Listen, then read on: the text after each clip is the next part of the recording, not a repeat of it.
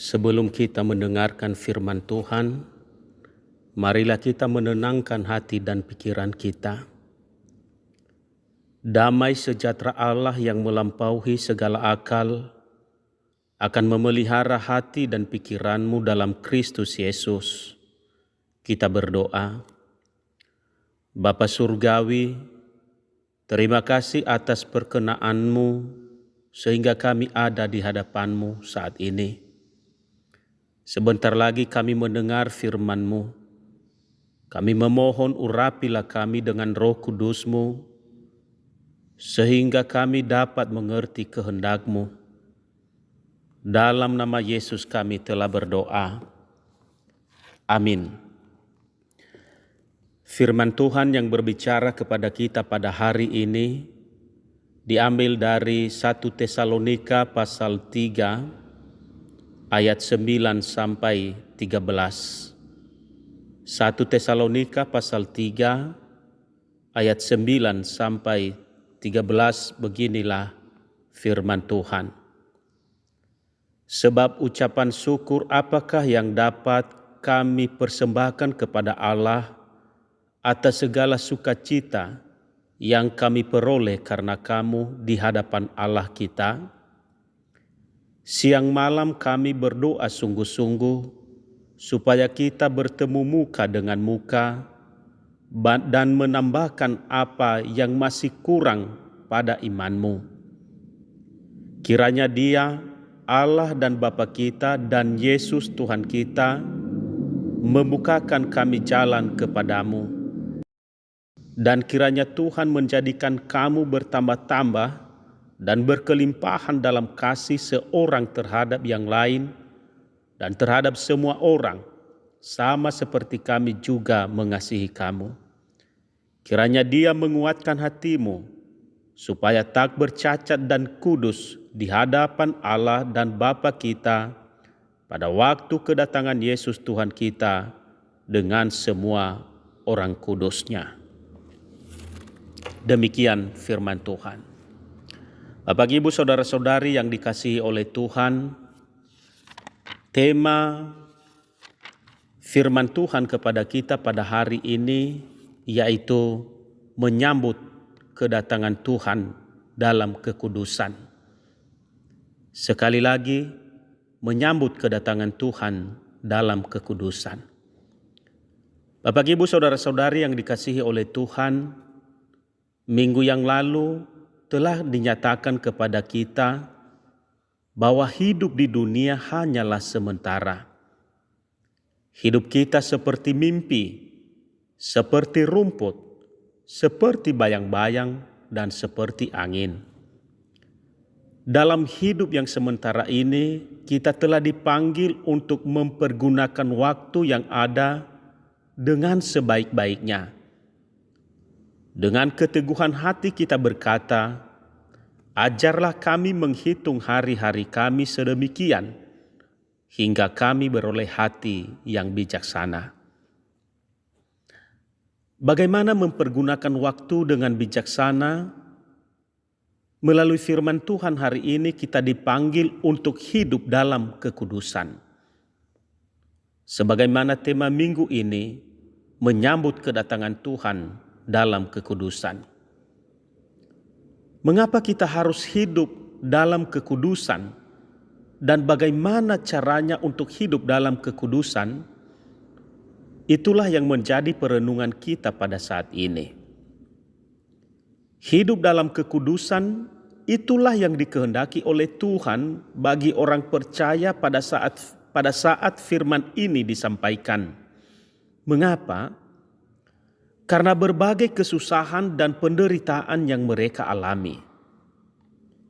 Inti dari nasihat hamba Tuhan pada saat itu adalah, walaupun mereka mengalami berbagai kesusahan dan penderitaan, namun mereka harus teguh untuk hidup tak bercacat dan kudus sampai Tuhan datang. Bapak, Ibu, saudara-saudari yang dikasihi oleh Tuhan, yang dikehendaki oleh Tuhan kepada orang percaya saat itu juga yang dikehendakinya kepada kita saat ini. Itu juga yang dikehendaki oleh Tuhan bagi kita dalam hidup yang sementara ini. Itulah yang dikehendaki oleh Tuhan selama menantikan kedatangannya.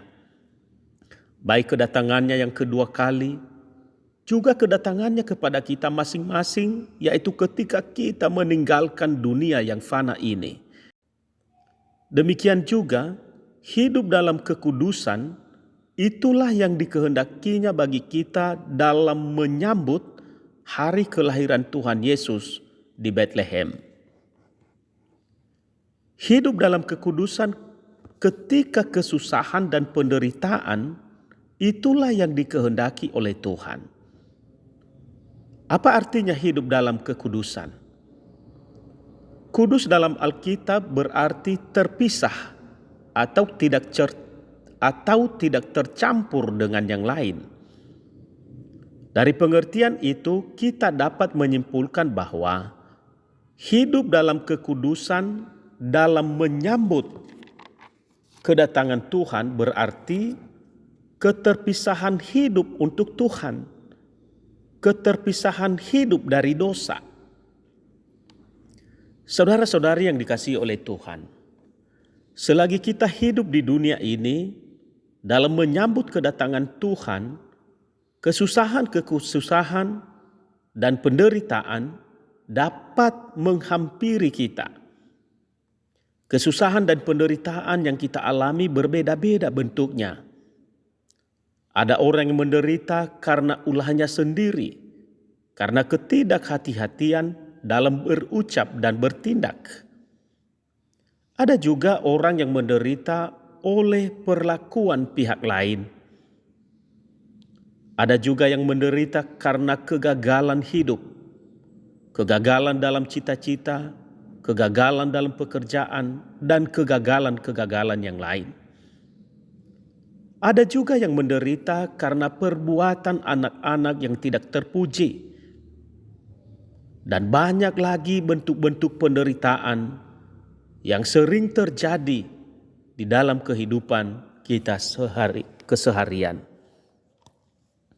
Hari ini firman Tuhan berpesan, ketika kesusahan dan penderitaan menimpa, jangan sampai memundurkan iman. Jangan sampai berbuat dosa. Dan jangan sampai hal itu menjadikan kita meninggalkan Tuhan. Agar kita tidak bercacat ketika kesusahan dan penderitaan menimpa, Pendeta Victor Tinambunan menawarkan salah satu cara, yaitu jangan bertanya mengapa, tetapi bertanyalah dengan kata apa. Artinya, ketika kesusahan dan penderitaan menimpa, jangan habiskan energi untuk bertanya mengapa. Misalnya, mengapa hal ini terjadi padaku? Mengapa ia menyakitiku? Mengapa? Mengapa dan mengapa? Kalau kita hanya berfokus pada pertanyaan mengapa, bisa saja kita tidak mendapat jawaban dan pada akhirnya kita bisa menggugat Tuhan. Yang menjadi fokus pertanyaan kita adalah apa? Misalnya, apa pelajaran bagi saya dalam kesusahan yang sedang saya alami ini? Apa yang bisa saya lakukan agar kesusahan ini cepat berlalu?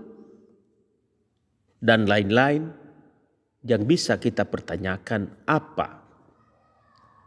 Jika kita bertanya apa, maka kesusahan akan semakin ringan dan pada akhirnya bersama Tuhan dapat terlalui. Saudara-saudari yang dikasihi Tuhan, hari ini kita telah tiba pada masa Advent. Advent pertama ini kita diajak untuk teguh berpengharapan pada kedatangan Tuhan.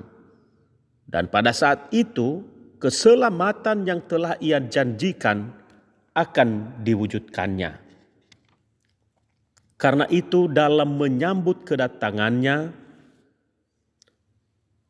walaupun kesusahan dan penderitaan, kita alami, marilah kita senantiasa hidup dalam kekudusan, agar kita tidak bercacat di hadapannya sampai kedatangannya. Demikian firman Tuhan. Kita berdoa. Terima kasih ya Tuhan atas firman-Mu yang telah kami dengar. Tolonglah kami agar kami senantiasa hidup dalam kekudusan sampai Engkau datang. Dalam nama Yesus kami telah berdoa. Amin.